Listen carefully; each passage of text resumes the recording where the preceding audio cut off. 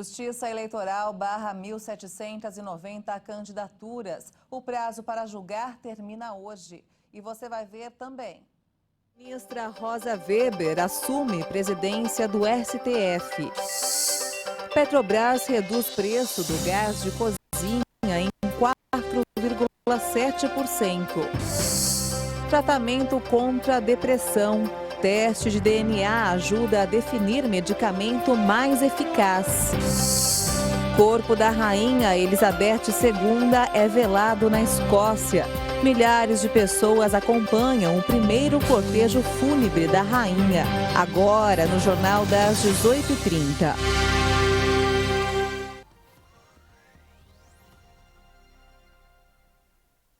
São 18h31 pelo horário de Brasília e você acompanha agora as principais notícias do Brasil e do mundo desta segunda-feira. Termina hoje o prazo para que a Justiça Eleitoral conclua a análise de todas as candidaturas apresentadas pelos partidos políticos nas eleições deste ano. Até o momento, dos 29.172 nomes inscritos, 25.361 foram aprovados e seguem na disputa. Outros 1.790 estão inaptos. Há ainda 3.811 casos que devem ser julgados até o fim do dia. Entre os candidatos considerados inaptos estão aqueles que desistiram da candidatura ou que tiveram o pedido de registro negado por não atenderem aos critérios da legislação eleitoral ou apresentaram algum impedimento, incluindo os previstos na Lei Ficha Limpa. A ministra Rosa Weber está sendo empossada neste momento como presidente do Supremo Tribunal Federal, a mais alta corte do país. Ela assume o cargo com a saída do ministro Luiz Fux, que ficou 2 anos à frente do STF. Luiz Roberto Barroso vai ocupar a vice-presidência. A cerimônia de posse está acontecendo na sede do Supremo com cerca de 1.500 convidados, entre eles o presidente da República, Jair Bolsonaro, e os presidentes da Câmara, Arthur Lira, e do Senado, Rodrigo Pacheco. A ministra também convidou todos os candidatos à presidência da República. A posse é presencial, diferentemente do que ocorreu no caso do ministro Luiz Fux em 2020, por conta da pandemia. Rosa Weber será responsável por conduzir a corte até 2023. A nova política da Petrobras de redução dos preços dos combustíveis, os motoristas já pagam menos de R$ 3,00 pelo litro de etanol em postos de combustíveis em São Paulo. O combustível acumula queda de quase 50% ao ano. Considerado o preço de R$ 2,97 do litro do etanol praticado em postos nas zonas sul e oeste de São Paulo, o combustível acumula recuo de cerca de 48,5% em relação ao patamar médio de R$ 5,77 em dezembro de 2021, segundo dados da Tictlog. A forte queda nos preços foi iniciada no fim de junho, quando o Congresso aprovou isenção de impostos federais e um teto para a alíquota do ICMS sobre o combustível. Também houve uma correção natural após a alta de 56,5% do etanol no ano passado, puxada no período pela volta da mobilidade e pelo aumento da demanda com o relaxamento das medidas de restrição por causa da pandemia. A queda tem se dado de maneira acelerada em meados de agosto. A pesquisa da ANP apontava que o preço médio do etanol havia acabado de voltar a custar menos do que R$ 4,00 por litro. E a Petrobras reduziu hoje em 4,7% o preço do gás de cozinha. O novo valor começa a valer a partir de amanhã, dia 13. O preço do gás de cozinha reduziu de R$ 4,23 para R$ 4,03. A Petrobras informou que a diminuição acompanha a evolução dos preços de referência coerentes com a prática de preços da estatal, que busca o equilíbrio dos seus preços com o mercado sem o repasse para os preços internos da cotação volátil e da taxa de câmbio. E vamos então ao mercado financeiro. O dólar fechou em queda nesta segunda-feira, em linha com o ambiente externo favorável a ativos de risco e em meio à percepção de cenário atraente aqui no Brasil para o capital estrangeiro. A moeda norte-americana caiu 0,99% e encerrou o dia cotada a R$ 5,09 na venda. Já o Ibovespa, o principal índice da Bolsa de Valores de São Paulo, a B3, fechou em alta hoje, acompanhando o dia positivo nos mercados externos. O índice teve alta de 0,98% a 113.407 pontos. E olha só, o Brasil já recebeu a matéria-prima necessária para desenvolver a vacina contra a varíola dos macacos. A intenção é ter capacidade de produção do imunizante, caso seja preciso vacinar a população em massa. Pesquisadores do Centro Tecnológico de Vacinas da Universidade Federal de Minas Gerais receberam material biológico, também chamado de semente, que foi doado pelo Instituto Nacional de Saúde dos Estados Unidos para iniciar os estudos de uma vacina nacional contra a varíola dos macacos. Segundo cientistas, é uma pequena amostra de vírus vivo enfraquecido da mesma vacina da década de 60 e 80 usada para erradicar a varíola. O material está preservado a 80 graus Celsius negativos. O objetivo é ter a capacidade de produção do imunizante caso seja necessário vacinar toda a população. Apesar da aparente estabilidade dos casos nos últimos dias, é importante continuar acompanhando os dados dia a dia. Também é essencial que a população esteja atenta para evitar a contaminação e, no caso de apresentar sintomas, buscar atendimento médico para um diagnóstico preciso. A expectativa dos pesquisadores é de que seja a primeira vacina contra a varíola dos macacos produzida no Brasil. E se tudo correr como previsto, a tecnologia da vacina pode estar pronta em 3 meses. A Confederação Nacional de Municípios divulgou hoje um estudo que aponta o impacto de 10 bilhões e meio de reais ao ano com o piso salarial dos enfermeiros. As prefeituras podem ter que demitir um quarto dos 143.300 profissionais de enfermagem, segundo a entidade. A lei que fixa pisos salariais em R$ 4.750 para enfermeiros, técnicos e auxiliares dos setores público e privado foi aprovada em julho pelo Congresso e sancionada em agosto pelo presidente Jair Bolsonaro. E a Organização Mundial da Saúde estima que mais de 300 milhões de pessoas em todo o mundo sofrem de depressão. E para quem vive essa realidade, muitas vezes encontrar um antidepressivo compatível não é tarefa fácil. Mas um teste genético promete aumentar as chances de sucesso do tratamento. O teste se propõe a analisar as características genéticas do paciente para determinar como ele processa os medicamentos. Além disso, o exame avalia hábitos de vida que possam interferir na resposta do organismo a cada fármaco. E é justamente o conjunto dessas características que o PharmOne avalia e ele acaba dizendo no final: use esse medicamento com cuidado, ajuste a dose ou não use esse medicamento. Uma solução que, segundo o especialista, tem melhorado bastante a rotina de quem usa antidepressivos e ansiolíticos.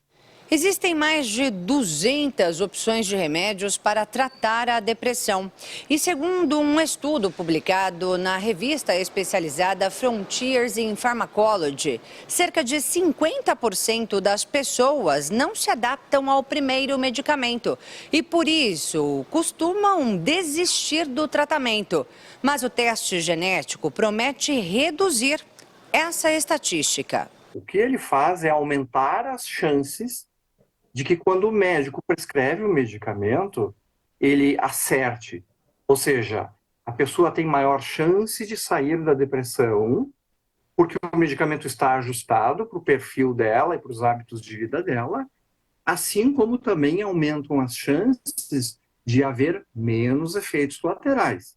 O teste farmacológico permite que o médico faça a prescrição personalizada para cada pessoa, não apenas em casos de depressão, mas de várias doenças. O exame avalia os mais de 27 mil medicamentos aprovados pela Agência Federal do Departamento de Saúde e Serviços Humanos dos Estados Unidos. Então, é um exame que se propõe, na verdade, a integrar a vida do paciente, porque nós não temos de forma isolada só a pressão, nós não temos só de forma isolada o colesterol alterado, nós temos a depressão e, provavelmente, outras doenças. O especialista diz que a pessoa não precisa necessariamente ter uma patologia para realizar o teste feito por meio de análise de sangue ou suave oral apenas uma vez na vida. Segundo ele, é até interessante que se faça cada vez mais cedo. Taiwan, num determinado momento, decidiu que todas as crianças fariam o exame, porque o risco de ter uma reação a um anticonvulsivante era muito alto. Valia a pena fazer o exame nessas crianças. E você vai ver ainda nesta edição, o corpo da rainha Elizabeth II é velado na Escócia. E ainda, príncipe Harry se pronuncia pela primeira vez depois da morte da avó Elizabeth II. Nós voltamos em instantes, até já.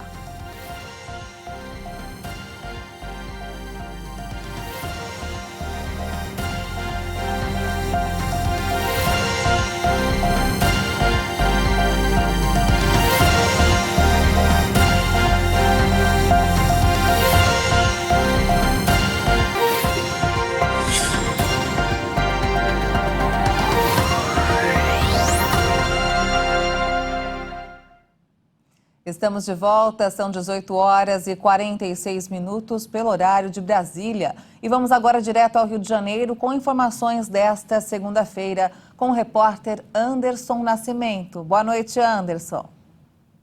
Uma ótima semana para todos que nos acompanham. E um bebê nasce na linha amarela, a caminho do hospital. Foi um sábado diferente da linha amarela. O vizinho de uma gestante em trabalho de parto estava levando-a para o hospital. Contudo, ele errou o caminho e parou na pista da Via Expressa para pedir informações. Ao notar a emergência do caso, a equipe da Lança avaliou a gestante. A acolheu na UTI móvel, onde o parto foi feito em seguida. A equipe era composta por um médico, um enfermeiro e um técnico de enfermagem. O bebê, um menino, nasceu saudável. A criança e a mãe receberam os cuidados pós-parto e foram levados para a maternidade municipal Carmela Dutra. Os dois passam bem. Que boa notícia, não? E a Firjan, Senai, SESI inaugura o Centro de Referência para Setor Audiovisual e fomenta a retomada da indústria criativa. O Rio de Janeiro tem um centro de referência em cinema e audiovisual, localizado na Firjan, Senai, SESI, Laranjeiras. A estrutura conta com equipamento de ponta, cursos para o desenvolvimento do setor e corpo docente, formado por profissionais atuantes no mercado do cinema e televisão. A instituição conta com um portfólio de cursos de qualificação profissional e aperfeiçoamento, além de uma escola 100% vocacionada para o segmento que possibilita a formação técnica. Os cursos são gratuitos, mas é necessário a realização de prova para conseguir a vaga. Para mais informações, acesse firjansenai.com.br. Eu fico por aqui. Amanhã nós nos vemos novamente com mais informações aqui do Rio de Janeiro. Até lá. Somente boas notícias hoje do Rio. Obrigada, Anderson, pelas informações e até amanhã. Bem, vamos falar agora sobre o conflito no leste europeu. A Ucrânia afirma ter recuperado mais de 20 localidades nas últimas 24 horas. A retomada aconteceu nas regiões de Kharkiv e Donetsk. A retomada é parte da contraofensiva ucraniana para afastar o exército russo. Em um comunicado, os militares informaram que a libertação de localidades que estão nas mãos dos invasores russos continua nas regiões de Kharkiv e Donetsk, no leste do país. A nota destaca que as tropas russas estão abandonando de maneira apressada suas posições e fugindo. A Ucrânia afirma ter retomado desde o início de setembro quase 3.000 quilômetros quadrados de território, principalmente na região de Kharkiv. No domingo, várias regiões do leste, norte, sul e centro do país sofreram cortes de energia elétrica, que as autoridades ucranianas atribuem a ataques russos. A presidência informou que perto de Kharkiv, a central térmica número 5, a segunda maior do país, foi afetada. O abastecimento de energia elétrica foi rapidamente restabelecido em algumas regiões. Autoridades informaram que 80% do fornecimento de energia e de água retornaram em Kharkiv. Vamos agora ao Reino Unido. O rei Charles III, acompanhado por seus 3 irmãos, liderou hoje a procissão que levou o caixão de Elizabeth II até a Catedral de St. Giles, em Edimburgo, capital da Escócia, onde os britânicos começaram a se despedir da rainha. O mais novo chefe de Estado liderou nesta segunda-feira a procissão que levou o caixão da mãe até a Catedral de St. Giles, acompanhado pelos 3 irmãos. Vestido com trajes militares, o monarca de 73 anos seguiu o carro funerário a pé do Palácio de Holyrood House até o templo vizinho da Igreja da Escócia. Seus irmãos Anne e Edward também usavam o uniforme, mas não Andrew, considerado o filho predileto de Elizabeth II, a quem a própria monarca despojou de suas honras militares meses atrás, como resultado de acusações de agressão sexual a uma menor nos Estados Unidos. Os 4 velaram a soberana mais longeva do Reino Unido em uma capela de St. Giles, onde o corpo da monarca vai permanecer por 24 horas, dando a oportunidade dos escoceses se despedirem da rainha. Do lado de fora, uma fila se formou logo cedo para conseguir pulseiras de acesso ao local. Ao final de uma cerimônia religiosa, a capela foi aberta ao público. O sepultamento de Elizabeth II está marcado para 19 de setembro em Windsor. E o príncipe Harry se pronunciou hoje pela primeira vez depois da morte da avó Elizabeth II. Por carta, Harry se referiu à monarca como uma bússola para muitos. Harry declarou que será eternamente grato à avó por tudo. Os dois costumavam promover momentos de descontração e brincadeiras em encontros oficiais. E a filha mais nova do casal recebeu o nome de Lilibet Diana, em homenagem à monarca e também à mãe do príncipe, a princesa Diana. O príncipe de 37 anos abandonou a monarquia em 2020. No fim de semana, Harry visitou um local de homenagens à avó em frente ao castelo de Windsor, acompanhado por sua esposa Meghan e dos agora príncipe de Gales, William e Kate. O presidente Jair Bolsonaro esteve hoje na Embaixada do Reino Unido em Brasília para assinar o livro de condolências pela morte da rainha Elizabeth II. Ele estava acompanhado da primeira-dama Michele e do ministro das Relações Exteriores, Carlos França. O livro está disponível para assinaturas de segunda a sexta-feira na residência oficial. Ele foi aberto no último dia 9 e ficará assim até que ocorra o funeral da rainha. Também é possível assinar o livro de condolências digital na página da família real britânica. O funeral de Estado de Elizabeth II está marcado para a próxima segunda-feira em Londres. O Ministério das Relações Exteriores informou que Bolsonaro confirmou presença na cerimônia. De lá, Bolsonaro deve viajar direto a Nova York, onde participa da abertura da Assembleia Geral das Nações Unidas. O evento está marcado para o dia 20 de setembro. Tradicionalmente, o discurso do presidente brasileiro abre a conferência. E antes de encerrar essa edição, vale lembrar que faltam 69 dias para a Copa do Mundo. Vamos conferir agora o boletim Esquenta Qatar 2022. Hoje, Leonardo Félix relembra o Mundial de 1974, que apresentou ao planeta o lendário carrossel holandês. Olá pessoal, este é o Esquenta Qatar 2022, que traz informações e curiosidades da Copa do Mundo aqui na nossa programação. Vamos relembrar a Copa de 1974, realizada na Alemanha Ocidental. A Alemanha Ocidental tinha uma geração talentosa, com craques como Franz Beckenbauer, e fez valer o fator casa para ganhar a Copa. A campanha começou mal, com a derrota para a vizinha oriental na primeira fase, mas depois o time deslanchou. Na sequência, os germânicos venceram seus 3 jogos, 2-0 na Iugoslávia, 4-2 na Suécia e 1-0 na Polônia. Na final, superou a melhor Holanda de todos os tempos, com uma vitória por 2-1.